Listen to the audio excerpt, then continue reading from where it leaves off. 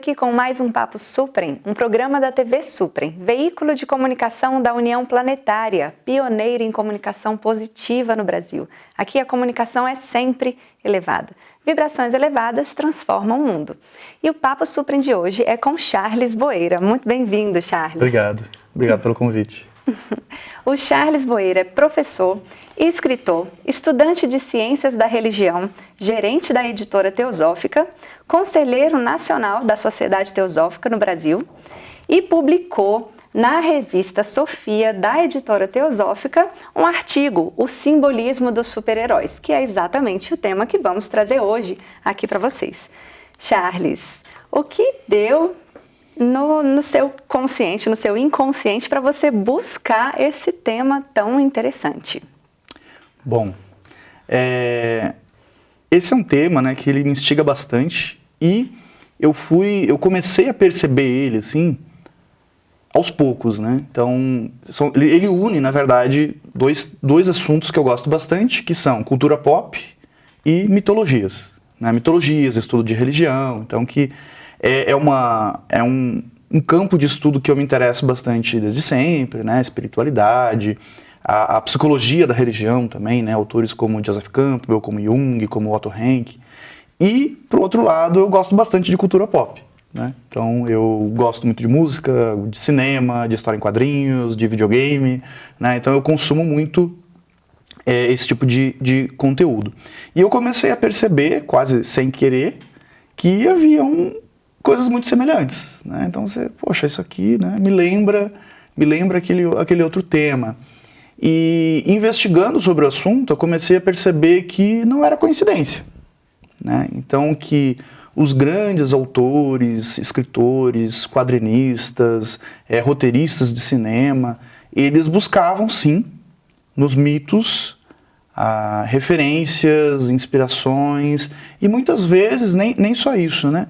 Muitas vezes até reproduzir fórmulas muito antigas. Então existem fórmulas, maneiras de se contar histórias que a humanidade utiliza desde sempre, desde que a gente começou a se reunir lá ao redor de fogueiras para ouvir alguém contar uma fábula, um mito, né? Um conto de fada, uma história de divindade, uma história de titãs, né? De heróis. Existem alguns gatilhos, algumas fórmulas que são utilizadas desde a antiguidade e que os produtores de conteúdo mais recentes, eles reproduziram isso. Então eu comecei a investigar mais sobre isso. Inclusive cheguei num livro bem interessante que é Nossos Deuses. Em inglês o título do livro seria Nossos Deuses Usam Colã, né? Colã é aquela roupa dos super-heróis, né? Sim. Então esse livro é de autoria do Christopher Nolan. Então o autor diz, né, nesse livro, que os primeiros quadrinistas norte-americanos, estão falando agora mais de história em quadrinhos, né, que está mais relacionado ao artigo, os primeiros quadrinistas norte-americanos, a maioria deles eram judeus, muitos eram cabalistas, que é o lado mais espiritualista, mais esotérico, né, do judaísmo. Muitos também eram da maçonaria, da Rosa Cruz, inclusive da própria... estudavam, né, teosofia, né, eram teosofistas, como a gente diz, né. Então eles conheciam esses simbolismos e eles aplicaram diretamente nas histórias, na criação dos personagens. Em alguns personagens isso é mais evidente, né? Você tem alguns super-heróis que são deuses, né? Então Thor é um deus da mitologia nórdica, por exemplo, né? E alguns que não são exatamente igual ao personagem mitológico, mas têm os aspectos, né? Eles têm as características ali intrínsecas, né? O Jack Kirby, que foi talvez o principal quadrinista norte-americano, né, do lado dos primórdios, criou junto com Stan Lee os principais personagens da Marvel e também muitos da DC Comics, que são as duas gigantes, né, das comics norte-americanas. Ele tem uma frase que acho que pauta esse pensamento, que ele diz assim: nasci em uma era sem referências mitológicas, se referindo ao monoteísmo, né? Então o monoteísmo Claro que na própria igreja você tem os santos, tem os anjos, né? Mas de qualquer forma você perde muitas referências mitológicas que você tinha na antiguidade, na época dos gregos, por exemplo. Então ele diz assim: nasci numa época sem referências mitológicas, me vi obrigado a recriar os deuses. Porque essas figuras, dessas hierarquias, dessas divindades, elas são importantes para a nossa psique. Né? Segundo vários autores, como Jung, como Otto Rank, ela nos remete a aspectos nossos, né? do nosso próprio subconsciente. Então são ferramentas, de fato, de autoconhecimento. Então o Kirby, né, dentro dessa realidade, ele traz todo esse panteão e sob uma nova roupagem. Então, o que é algo comum ao longo da história da humanidade. Então você tem várias mitologias, né, várias maneiras de se contar a mesma história. Basicamente é isso. Agora você falou que ele se relaciona com a nossa psique. De que forma se dá esse relacionamento? Como a gente consegue perceber isso no nosso cotidiano? Pois bem, existem várias ferramentas, né, de autoconhecimento, obviamente, né? A astrologia talvez seja uma bem popular, que muita gente conhece. E veja, quando a gente fala sobre os signos astrológicos, né, então a gente fala, seu signo solar é tal, né? Então você tem essas características. Então veja que esses signos, né, esses símbolos, eles têm características que nos ajudam no processo de autoconhecimento, né? E os deuses cumpriam essa função na antiguidade. Então, quando você ouvia essas histórias, né, míticas, né, e fantásticas de seres derrotando monstros e tudo mais, então você tinha ali um panteão mitológico, né, se a gente pensar no panteão grego, por exemplo, né, então você tem Ártemis, né, a deusa da caça. Então existem características ali com as quais você pode se identificar, né? Por exemplo, vou trazer para a nossa cultura aqui, Brasil, né, nossa realidade, uma referência africana, por exemplo, né? Então você tem Oxóssi, que é um orixá da caça, por exemplo, né? Aí você pensa, mas tudo bem, mas eu nunca saí no meio do mato para caçar um animal para me alimentar, né? Na sociedade contemporânea a gente não precisa fazer isso. Mas, se você for estudar o simbolismo, você vai perceber que, segundo, né, isso eu ouvi de babalorixás, né? Então, segundo, né, o pessoal que é de religião e dedica a vida a isso, essa caça, né, é a caça de almas, né? Então, por exemplo, esse arquétipo, esse símbolo do caçador, ele seria, na verdade, aquela pessoa que resgata outras pessoas. E aí a gente pode interpretar isso de diversas maneiras, né? Então, por exemplo, uma pessoa que tem uma veia para o assistencialismo, por exemplo, né? Ele está resgatando almas, não no sentido de converter essa pessoa, obviamente, mas no sentido de estender uma mão amiga, né? De talvez uma pessoa, né, em um momento de vulnerabilidade, você dá acesso a algo. Então, é uma característica. Então, algumas pessoas nascem, né, com algumas características. E esses símbolos, eles ajudam a gente a se localizar no meio desse mar de possibilidades. E porque a nossa psique, aí vem Jung, né, fala do inconsciente coletivo, fala do nosso próprio, o Freud, né, fala do nosso próprio subconsciente. Ele é desconhecido para a maioria de nós, né? E mesmo para quem é estudioso, muita coisa vai ser desconhecida porque é subconsciente, né? Inconsciente. Mas a gente consegue observar nas nossas reações, no nosso dia a dia, essas características. Então, a grosso modo, de maneira geral, essas histórias de heróis que começam nos quadrinhos, né? Mas hoje estão no cinema, né? Então hoje os filmes com maior bilheteria da história são filmes de super-heróis. Então, quando a gente vai no cinema ver uma história dessas, nada mais é do que uma fábula, né, um conto de fadas ou uma história de heróis, de seres mitológicos, né, que a gente está ali assistindo em uma ferramenta mais de acordo com a nossa época, né, então com todos esses recursos midiáticos, de imagem, som, efeitos especiais, etc. Mas, em essência, ele está contando a mesma história que sempre contou, que são histórias sobre os seres humanos. né? São feitos por seres humanos, para seres humanos, e estão contando ali de uma maneira fantástica algo que a gente vive no nosso dia a dia, né? Histórias sobre superação, histórias sobre enfrentamento dos nossos medos, das adversidades, dos obstáculos, né? Inclusive, falando sobre o filme, né? Eu falei o filme com maior bilheteria da história é o Vingadores Ultimato, né? Então, que o grande vilão é o Thanos. É verdade. Thanos, o próprio personagem, né? Ele foi criado em cima de um princípio da psicologia, né? Então, você tem ali na psicologia duas figuras, né? Um é o Eros, que é a vida, e o Thanos é a própria morte. Então, ele fala no filme, né? Eu sou inevitável. Porque a morte é inevitável. E a morte nos assusta, né? A morte ela é algo que o teatro, a arte, de maneira geral, sempre fala sobre esse tema. Porque ele é o grande tema, né? Ele é o grande tema que nos assusta e que é inevitável. E que vai acontecer para todos nós. E que talvez a gente levando um pouco de luz, né, para essa questão, trazer como um objeto de reflexão, talvez nos auxilie até a lidar melhor com isso, né, quando ela acontece próximo a nós, com pessoas, entes queridos, né, amigos, familiares. Então, o que é inevitável? Né? Inevitável é a vida, todos os obstáculos que a gente tem na vida e a conclusão final, que é a nossa partida. Né? Sim, e Charles, acontece que muitas vezes quando a gente estuda na teoria todos esses conceitos, a gente recebe, mas ainda não entra no nosso inconsciente. A gente sabe que as histórias em quadrinhos, inclusive essas histórias de super-heróis, eles conseguem acessar de uma forma mais direta o nosso inconsciente. Isso é verdade? Sim, porque eu acho que a grande questão é que nós, com a arte tem esse poder, né? Aí não é só questão de história em quadrinhos, a arte tem esse poder. A arte, ela faz a gente se desarmar, né? Ela faz a gente baixar a guarda. Tirar as defesas. Tirar as defesas. Perfeito. Né? Porque se eu chegar com esse tema de maneira muito teórica, existem várias defesas que eu posso criar nesse momento. Né? Primeiro, eu posso ficar só com preguiça de ouvir o que a pessoa tem para me dizer, né? Porque talvez a pessoa venha com uma teoria, a pessoa traz uma monografia, né?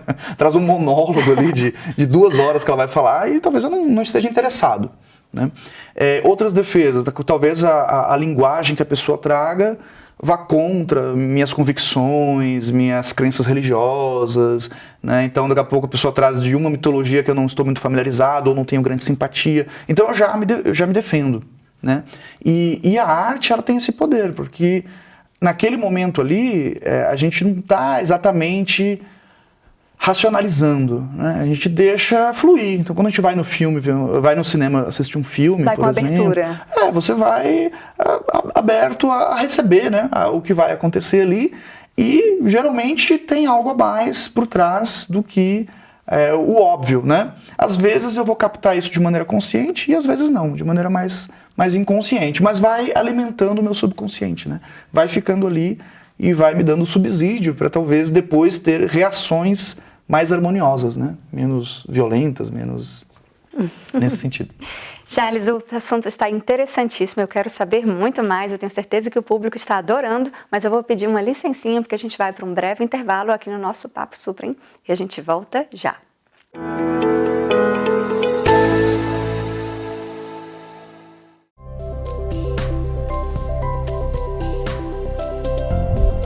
TV Suprem. Para uma nova consciência, uma nova televisão.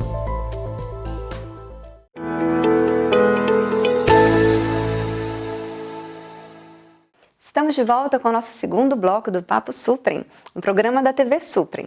E estamos entrevistando Charles Boeira. Estamos falando sobre o simbolismo dos super-heróis, um artigo que ele publicou na editora Teosófica, na revista Sofia. Está interessantíssimo.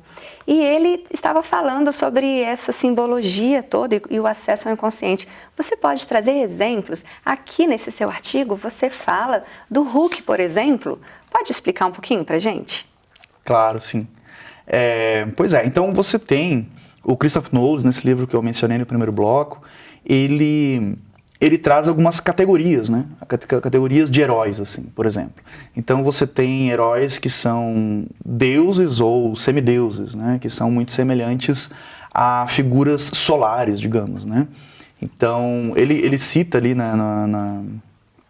no artigo tanto o Superman, claro, né, que é o primeiro super-herói dos quadrinhos e super conhecido e muito rico em simbologia, e ele cita também o Shazam, né? Então ele pega o Shazam, ele literalmente tem o filme agora, né? Tá no cinema, acho que o segundo já. Ele tem o poder dos deuses, né? Então o nome dele, né? Cada letra seria, né? Então a força de Hércules, a velocidade de Mercúrio e assim por diante. É o poder de Zeus. Então são signos mais solares, né?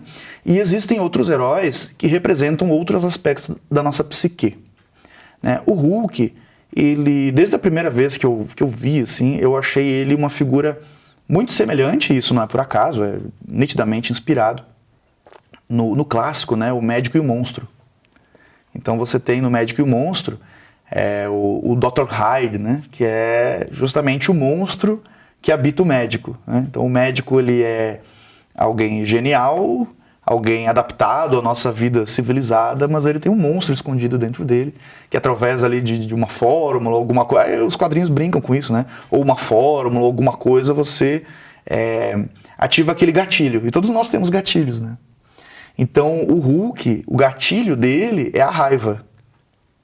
E quantos de nós, né, temos esse gatilho, né? Por exemplo... Quem não tem? Quem não tem, né? Recentemente, né, ocorreu dentro de um estádio de futebol, né, as pessoas brigando na arquibancada, sim, na torcida.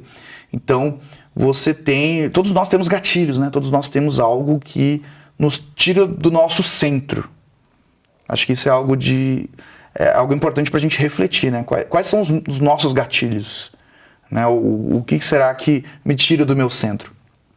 E se a gente for analisar o personagem nos quadrinhos, no cinema não mostra muito isso, mas nos quadrinhos é interessante que a personalidade do Hulk é a personalidade criança do Dr. Banner, né? Ele também é um doutor, né?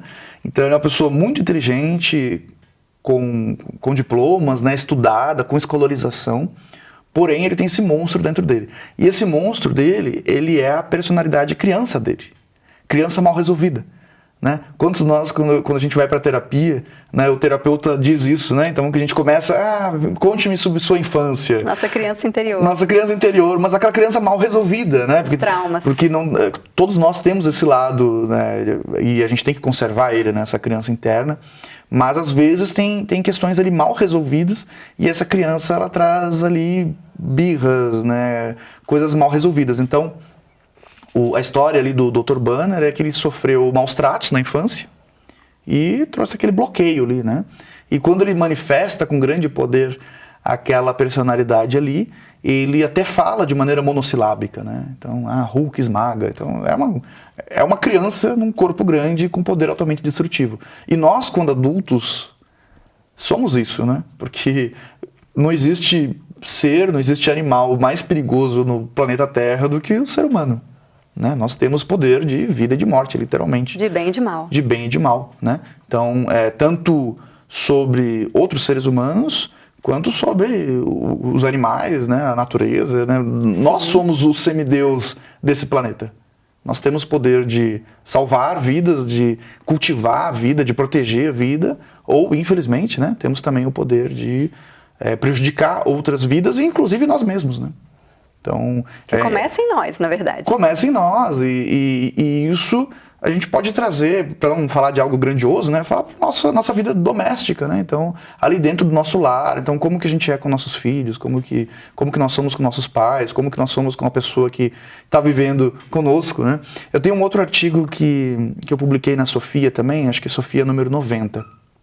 Esse artigo é da Sofia número 101, que é sobre o poder da palavra. Né? Então, eu digo, né, que as palavras têm o poder de salvar o dia de alguém ou destruir o dia de alguém. Remédio ou veneno. Remédio ou veneno. Exatamente. Né? E eu até vou além, né? Eu falo, salvar ou destruir o dia de alguém e também salvar ou destruir a vida de alguém. Porque você pode, principalmente com a criança, né? Então você pode, através das palavras repetidas ali, você pode causar um trauma, um bloqueio e etc. Então você veja que você tem uma figura de análise psicológica complexa num filme para entretenimento, né? Não é exatamente para criança, mas para todos os públicos, né?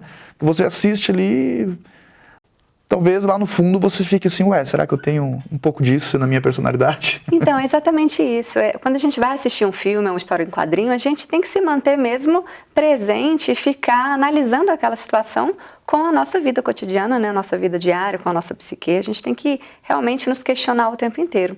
É possível a gente fazer uma relação entre os super-heróis, os mocinhos dessas histórias, com os nossos valores e virtudes, sabedorias humanas, e os vilões como os nossos defeitos e sombras, ou isso não convém? Não, é totalmente possível, né? É totalmente possível.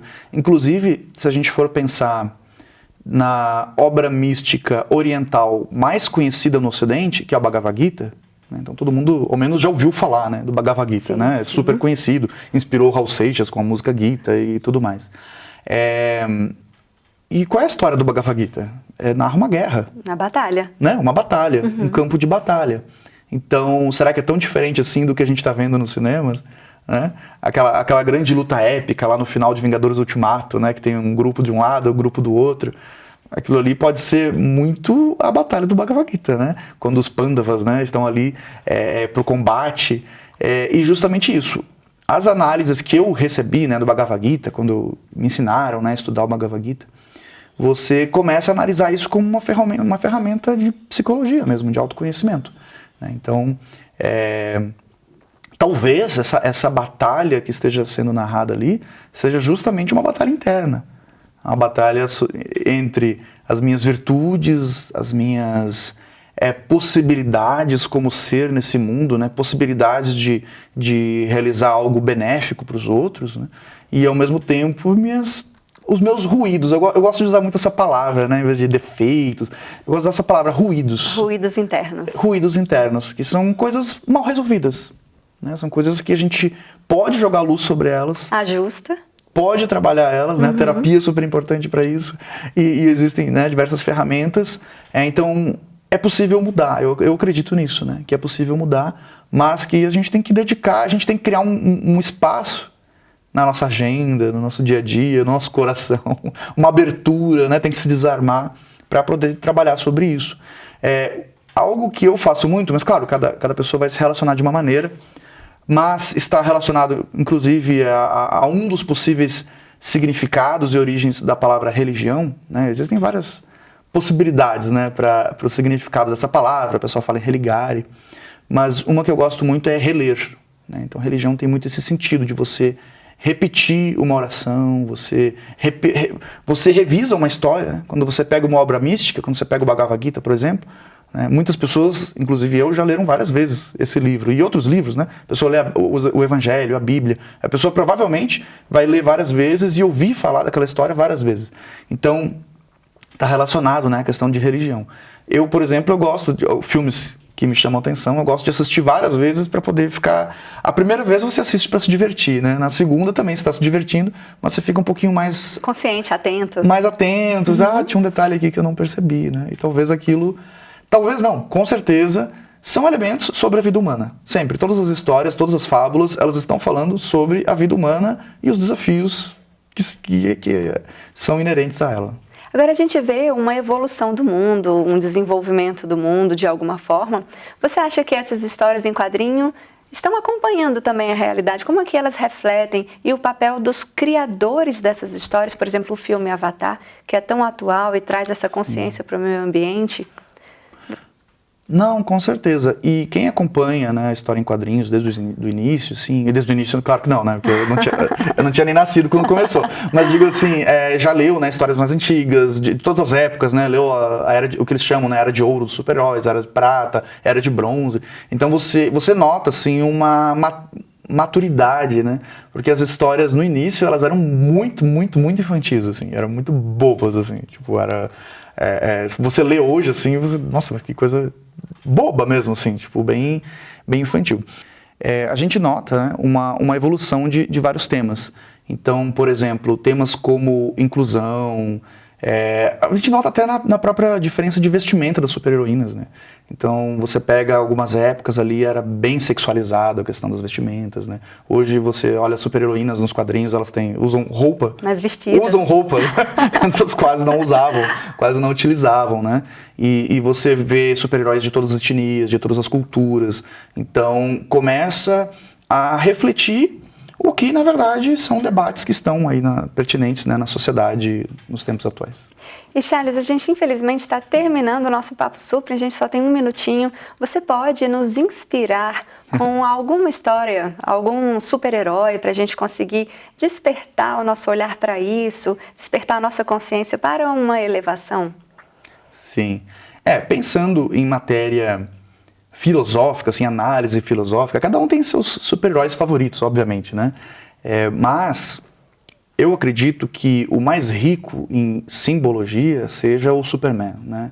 E realmente, quem pudesse dar o luxo, todo mundo pode, né? Hoje tem streaming e todo mundo tem acesso, mas os clássicos, né, dos anos 70, dos filmes do Superman, assim, a gente vê virtudes nele ali, que na verdade é um signo solar, né? Então, inclusive, alguns filmes mais recentes, né, que mostram o Superman, eles brincam muito com essa questão, né, de que ele é o nosso salvador, né? Então ele é uma figura messiânica. A gente não precisa dizer que ele é Jesus, né, mas ele é o mesmo tipo de arquétipo ali, né? Divindade, ele é Mitra, né, ele é Apolo dos gregos, né, ele é aquela divindade solar.